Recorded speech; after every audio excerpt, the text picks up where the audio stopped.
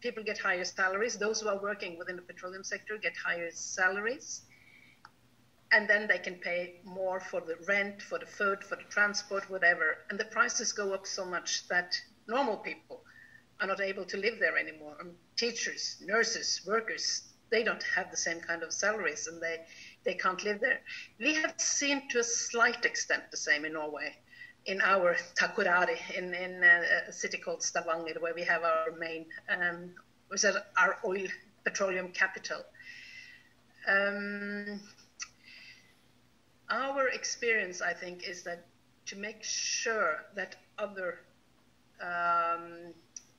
sectors also grow in the area, that you put up other industries, that you build enough houses so that the prices won't go, so far up that normal people can't live there. The market will always regulate this, and if you have more houses, if you have more buses, if you have more food available, there will be more competition and the price will go a bit down again.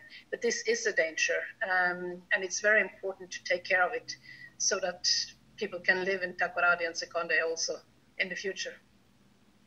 So basically what Madam Ambassador is saying is to make sure that we don't wholly and solely put, dependency on the oil industry, considering the fact that it's a very new one, and like you have earlier on said, at this moment there's been quite a limited amount of discovery made, even though there's the potential for more to be discovered. But it's very important not to totally depend on it as it being the savior of the economy, and also not to rally around it in such a way that we fail to develop other, aspects of the economy which also rope in, revenue, like the gold and the cocoa part, which is something, that I'm sure people listening, especially hopefully if people up in the government hierarchy are listening, are already aware of. And it's good to hear you put it that way, just because I speak to a lot of Ghanaians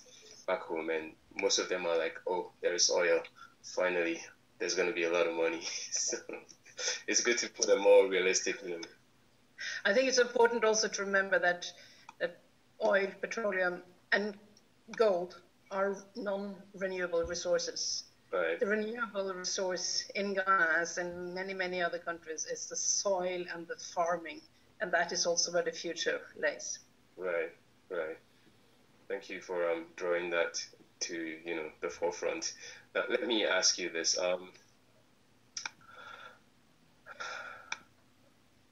Almost, all countries that find oil suffer from the so-called natural resource curse, which you just referred to as the Dutch disease. Norway, however, happens to be a unique exception.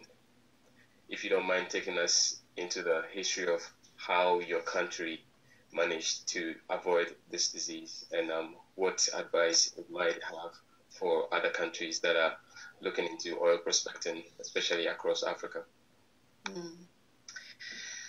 Well, I think no history can be repeated, and countries are very different. So what I'm going to say now is not something I will say that Ghana has to do the same thing, because Ghana is in a total different position now than we were in 1969 when we discovered our oil. There was no internet that time. There was no mobile cell phones. The world looked very, very differently that time. And Norway was not an extremely poor country, but not a rich country, not at all. And I think the first thing that happened was that the politicians from all parties sat down and said, oh, wow, we've got oil. What are we going to do?